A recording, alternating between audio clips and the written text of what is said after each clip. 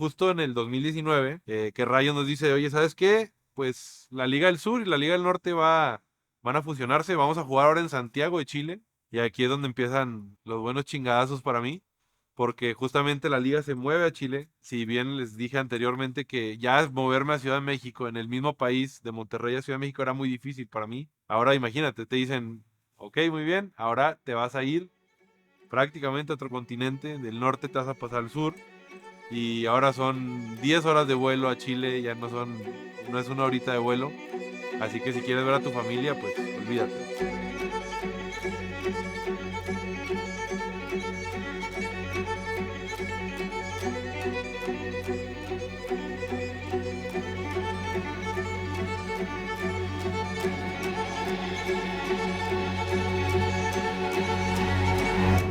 No, o sea, el pirata llegó y nos dijo, Ellos, no, ellos dijeron que no iban a seguir, nosotros sabíamos que no iban a seguir, entonces él y yo queríamos ir jugando. o sea, tú ibas a un equipo y te decían, no, mira, nuestra idea de roster Ah, sí, es cierto. Grell, Lesa, Guara, Slow y Ace. Y en el otro equipo, ok, nuestra idea del equipo es Ace, Lesa, Slow Pinches y clones, Guara. ¿no? De las Sí, razas de literal, todos clonado. quieren ser el mismo roster, me acuerdo.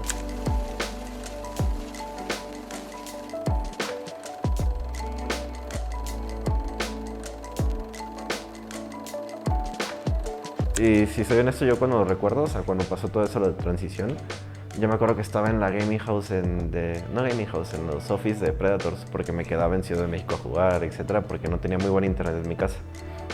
Entonces me acuerdo que cuando me estaba negociando con los equipos, obviamente yo quería que me agarrara R7 porque era los que mejor pagaban, los campeones, etcétera. Entonces literal cuando me llamó Gibran y me dice, oye, ¿qué onda? Y esto, aquello, y estamos negociando. O sea, literal colgué el teléfono y di un salto así, ¡pum! Y como A mí básicamente la verdad lo que me tocó esperar fue que Seiya y Odi consigan equipo, porque como que ellos seguían siendo prioridad sobre nosotros. Yo me acuerdo que en ese tiempo Odi me mandó un mensaje en Twitter, creo. No me acuerdo quién le habló a quién, quizá yo le hablé a él, no me acuerdo. Pero me dijo de que, hey, si Seiya no termina conmigo, vente tú, no sé qué. Yo dije, es increíble, soy increíble, dije. Soy increíble, o sea, para que Odi me hable, dije, no, soy faker. No vendía a Grell, nos íbamos a ir en combo. Yo nunca me enteré de esto. Sí, te lo habías dicho. ¿No? Bueno, casos al aire. Para mí fue eso, o sea, como que bueno, a mí me tocó esperar a que Seiya consiguiera quién quería a Seiya y yo intentar agarrar el otro equipo bueno que no consiguiera a Seiya. Estaba en la fila para que me vayan a sellar mi pase en migración y me acuerdo que le escribí a Raver, eran como las 11 de la noche y le dije, cabrón, ¿cómo estás? Primero que nada, no tengo dónde quedarme.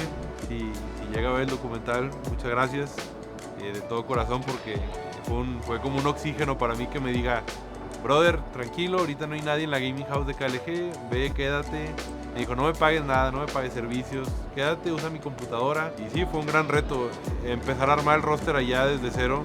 Recuerdo que teníamos como 45,000, 50,000 pesos en la cuenta del equipo. Todos los sponsors que teníamos acá en el norte pues nos dicen, oye, ¿sabes qué?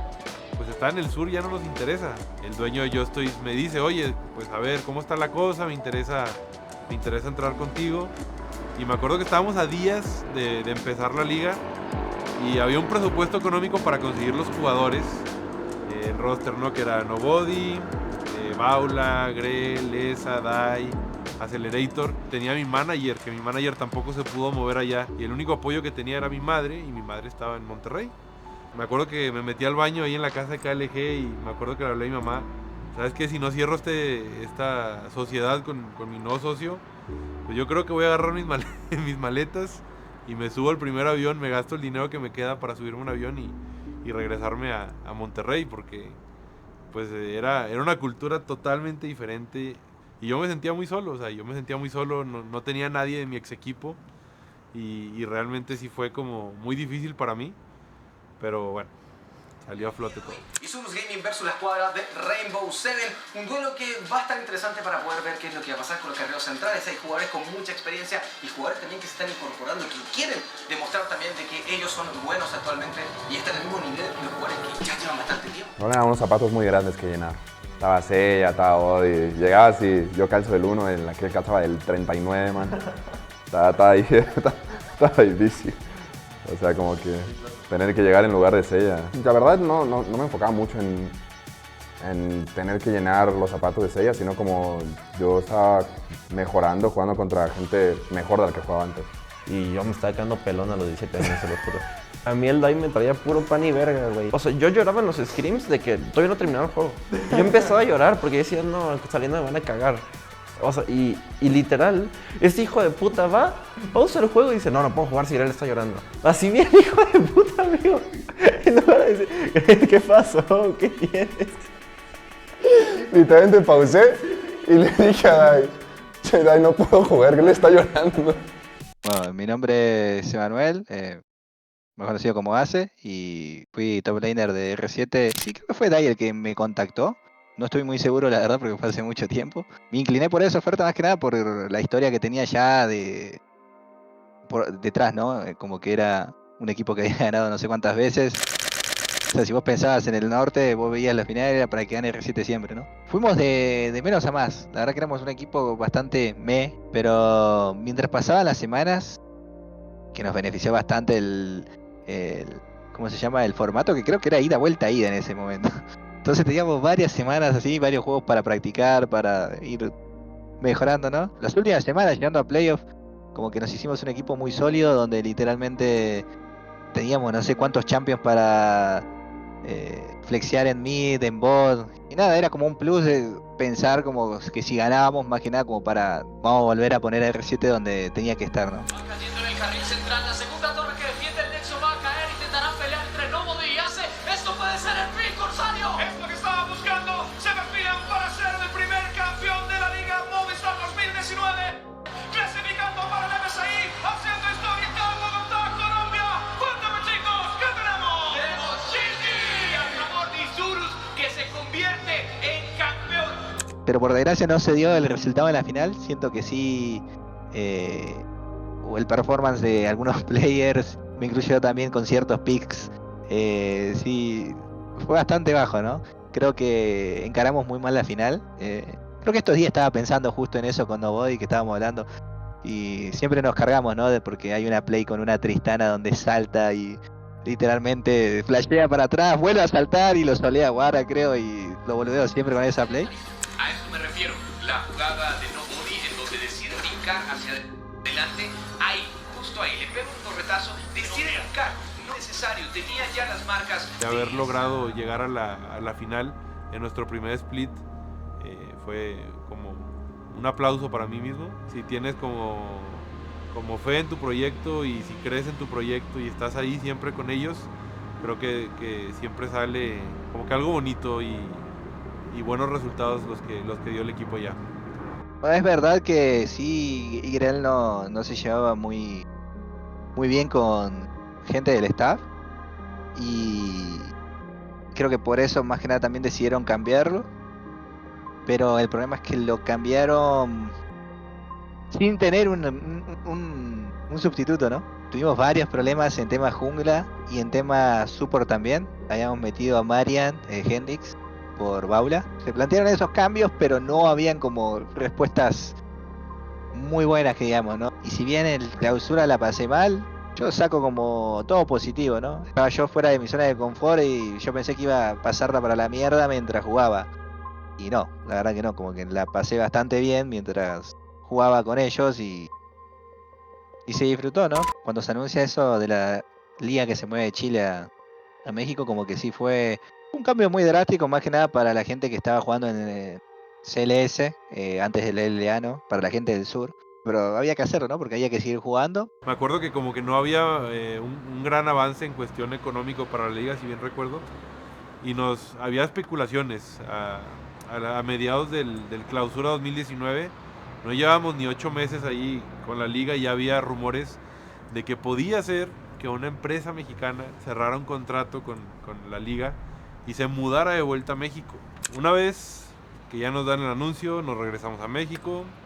Muy lindo todo, parecía que todo iba a ser de vuelta a la normalidad, pero bueno, siempre hay retos, y ahora el reto de este año, que fue después de las primeras 2 semanas de juegos de la nueva LLA, que ya se jugaba otra vez aquí en Ciudad de México, y que la sede iba a estar en el Arts. Pasan 2 semanas y nos avisan, ¿sabes qué? La liga se va a jugar desde casita. ¿Por qué? Porque está empezando el tema del COVID. Entrevista con Calypso, toma uno. Yo soy Calypso, soy presentadora de esports hace casi ya 10 años y trabajé bastante tiempo con Riot Games, también en la Liga Latinoamérica, cuando recién pasó por México, su primer añito. Sean bienvenidos al comienzo de la Liga Latinoamérica Apertura 2020. Sabemos que fue una eterna espera, pero estamos acá, ya comenzamos y estamos ansiosos por ver a nuestros equipos. 2020 fue un año muy difícil porque fue la pandemia. Fueron tiempos muy locos, o sea, nosotros estábamos preparando el estadio justo cuando llegamos, habíamos llegado creo que en enero y pues lo pudimos disfrutar solo 3 semanas, creo que fueron nada más 2 jornadas, luego ya no pudimos mantenerlo más. Señoras y señores, ahora sí, volvemos y volvemos con toda. Estamos de nuevo en la LLA, en estas transmisiones. Bueno, como sabemos, tenemos una situación mundial de que todos tenemos que quedarnos en nuestras casas, seamos responsables, así que nosotros tomamos la medida de reanudar la liga de manera remota en nuestras casas. Yo recuerdo que, bueno, de toda mi trayectoria había dejado todos mis proyectos que había tenido en Argentina y me vine a ciegas acá en México y al mes de llegar pues anunciaron la pandemia, tuvimos que hacer lo imposible de manera online.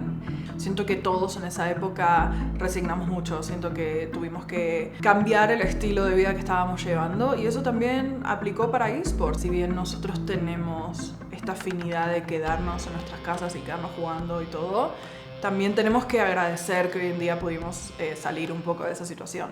Bueno, mi entrada a R7 se da a finales de 2019. Me acuerdo que un día le hablo a Skin y le digo como, Lalo, sé que no te conozco, discúlpame que te hable, creo que necesito un cambio. Realmente me gustaría la idea de pensar de ser staff. ¿Me podrías decir todo lo que se requiere para ser un staff? Básicamente cuáles son los roles dentro de un staff, todo. Y como que no tenía mucha esperanza honestamente que me conteste. Me dice, estoy tomando un vuelo, apenas llego te contesto. A la hora. Y yo dije, bueno, bien, gracias. Y después me acuerdo que cuando me levanté al otro día tenía un texto enorme así, con todo lo que se requería, paso a paso. Ahí queda todo y en una de esas como que se me acerca, creo que R7 a mí. Y me dice como, sabemos que has estado ayudando a los chicos en esto y esto y esto. ¿Qué te parece la idea de venirte para acá? ¿Querés dar el salto? No sé qué. Entonces ahí es cuando acepto entrar a R7. Yo entro como positional coach, ayudar a los chicos en lo que se pudiese. Para 2020 ya venía una base, cuando empecé en charlas con Lalo, como que ellos ya tenían la base de LESA y ACE. Entonces como que necesitaban incorporar otros 3 jugadores.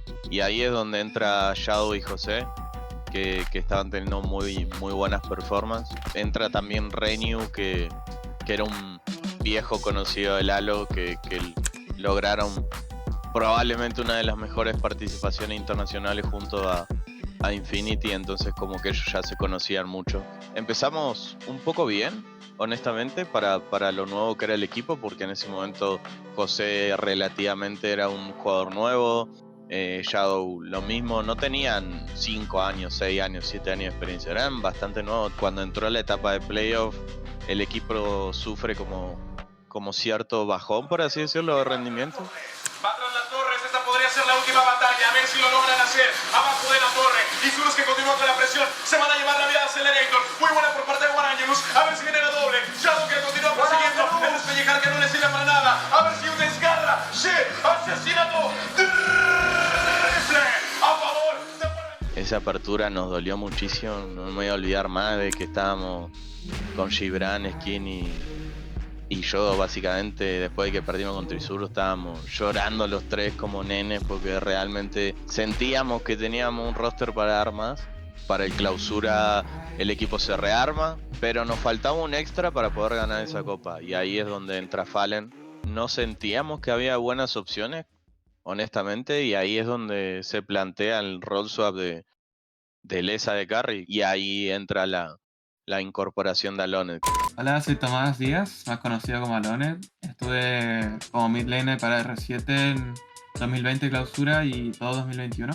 Yo llegué atrasado para semana 2 y que ya había empezado la copa, entonces me tuve que adaptar demasiado rápido. Necesitaban un poco de un cambio y por suerte sí como que se notó un progreso, siento, o un cambio de ambiente. Sentimos una mejoría grande, sentíamos que el equipo estaba como encajando un poco mejor, pero a la vez teníamos ciertos partidos que eran un poco como inestables, por así decirlo, hasta que tuvimos creo que un juego en el Pentágono y habíamos perdido creo que un partido casi ganado, si mal no recuerdo. Ace se levanta y en una muestra de medio ira, medio de carácter, como que le dice básicamente a sus compañeros que despierten, que no se iba a poder ganar el split así, que todos necesitaban dar todo. Fue como, uy, para que se enoje él es como un poco raro. Si no mal recuerdo, ese split, de hecho, quedamos cuartos en lo que es como la fase regular. Y de hecho, nos fuimos contra UCH en el quinto juego, weón. Él le tenía fe, pero casi nos ganan. Ahora que estoy recordando, había un Bolívar que medio que estaba gapeando a José, puede ser un poquito. Logramos llegar a semifinales contra Isurus. Ahí es donde ganamos 3-1 de una manera bastante contundente, honestamente. Logran mudar la torreta del carril superior, se van a lanzar a pelear, cuidado, es un 4 contra 3, ¿dónde están los refuerzos? Pues van directo al nexo, entra con el flanco, hace de excelente manera, buscando meter todo el daño, acaba de caer el cargador de Isurus, acaba de caer Wara, y con ello, según parece también, todo el imperio. Y bueno, nos tocaba la final contra el último campeón, contra Online. Recuerdo que la veíamos en un cuadrito chiquito, había unas escaleras que subían al segundo piso y en esas escaleras había unos cuadritos de madera chiquitos donde teníamos ciertas decoraciones. Quitábamos unas cosas y lográbamos ver la pantalla, me acuerdo que era de Lesa y me acuerdo que estábamos ahí viendo, éramos como 6 personas viendo el cuadrito, no podíamos hablar. Rayo te tenía como con árbitro revisándote que obviamente que no hiciera ruido. No sentíamos honestamente que éramos un mejor equipo, pero obviamente podíamos hacerlo. Íbamos 0-2 y ya si perdíamos y nos íbamos para la casa. Fue que el José dijo como, no, denme Lilia, yo me la doy. Y me acuerdo que en los scrims, tipo, perdíamos todos los scrims con Lilia. Y de momento fue como que lo miramos así que no, hay chances, y dijo, no, denme Lilia, yo me la doy, no sé qué. Y te juro, la carrera, o sea, para mí esa serie MVP José de Odo. Y me da mucha risa porque justamente cuando íbamos 2-0, mi socio agarra las champañas y dice, no, ya me voy a la mierda. Se subió a su carro y le dije, espérate, o sea, dale chance. Y ya estaba en su carro y me estaba mandando un WhatsApp y me decía, ¿cómo van? Y yo, no, pues vamos ganando. Y luego, a ver, ¿pero van a ganar o no van a ganar? Sí, vamos a ganar. Me acuerdo que hicieron un Drake, los de acá, que ahí fue cuando combatíamos la partida. Enseguida llega una buena definición por parte de Grell, llega también una entrada heroica, los jugadores de R7 logran recuperarse de a poquito, pero mira el daño que está haciendo Nixu, logran matarlo, quedan mal parados, una división imperial de la que se salva Lesa, ahora es el momento en el que se recupera R7, una pelea por el dragón, que ahora es un exterminio con el varón que tenía All Night. Ya, un 2-1 y como que mi socio ya se baja del carro, ¿no? El segundo juego. Ay, lo agarran imparable, Grell va corriendo por su vida, pero llega también una burbuja dormilona muy bien lograda. Tres jugadores y mira el daño que hace José, es legendario en esta pelea. Agarran, utilizan muy bien la división imperial, no le da muchos jugadores nuestro amigo Kiefer y esto puede ser un exterminio. Corre Newbie por su vida, llega una teleportación, se va a acabar en este momento. 24 minutos de juego, los integrantes de R7 contra todo pronóstico están buscando el 2-2, están recuperándose y quieren llegar a Worlds 2020. Ahí es cuando ganamos el cuarto y fue como quinto, matar o morir, tenemos que dar absolutamente todo y nada, para sorpresa de mucha gente terminamos ganándole un online que era claro favorito. Los jugadores de R7 quieren acabar con este juego. Acaban con la torre que defiende el Nexo. Sin problemas cae Grell. Jisoo estará en problemas, corre por su vida. Y Nexo pasa, acaba el juego. Y tenemos nuevos campeones. Otra vez defendiendo el título de Rangers del Norte. R7 se convierte en campeón de Latinoamérica. Me acuerdo que explotó todo, todos estaban llorando. Yo me acuerdo que yo me largué a llorar, Ace se largó a llorar, Lesa se quebró en la computadora que se ve esa imagen en transmisión, porque era una final que se tuvo que jugar en nuestras casas. La situación era totalmente distinta y difícil por ser pandemia. Y al final del día me da mucha risa que terminamos abriendo las champañas como quiera, calientes, pero se abrieron. A pesar de muchos problemas que quizá hubo en el split por lo mismo del COVID, supo manejar el grupo y la verdad es que Skin tuvo mucho mérito ese año de conseguir el campeonato, ¿verdad? Y llevarlos a hacer un comeback en una final 2-0 estuvo sensacional. La foto del recuerdo, todos tenemos las greñas de Tarzán, yo me acuerdo que tenía el pelo como hasta por acá, José de Odo parecía Rapunzel, me acuerdo. Y bueno, fue muy bonito, viajaron los jugadores a China, hicieron una gran representación. Y el inicio de ese mundial fue difícil. PSG venía con algunos cambios y era como, vienen con ciertos cambios, tenemos que ganarles. O sea, primer partido nos pegan una paliza que nadie de nosotros lo podía creer. Y después nos tocó jugar contra Japón, contra el B3 de Bubi. Y de vuelta perdemos un partido que no sé si era para perderlo así, era como, ¿realmente nos vamos a ir 0-4 de acá? Si bien los golpes eran muy duros, como que nunca perdimos la cabeza.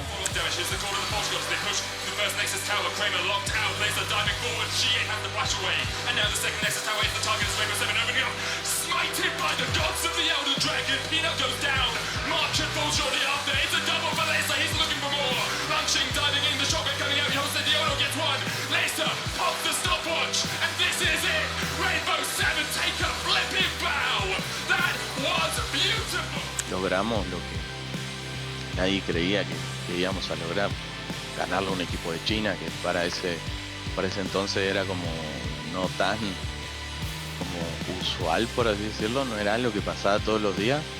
Me acuerdo que todos los chicos performaron muy bien, José performó muy bien, se hablaba mucho de ese José contra Peanut y ahí es cuando empezó todo, ¿no? Después nos toca jugar contra Rusia, contra Wall, y de vuelta fue un Stomp que fue otro equipo totalmente distinto. Y bueno, ya ahí todos los reflectores estaban sobre R7 y sobre José sobre todo. I am joined by Shadow, the support for Rainbow Seven.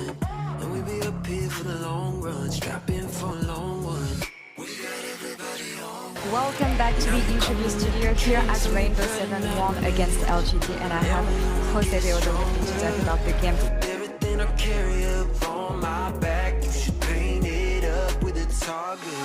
Y tenemos un invitado muy especial y que muchos habéis pedido. Estoy aquí con José de Odo.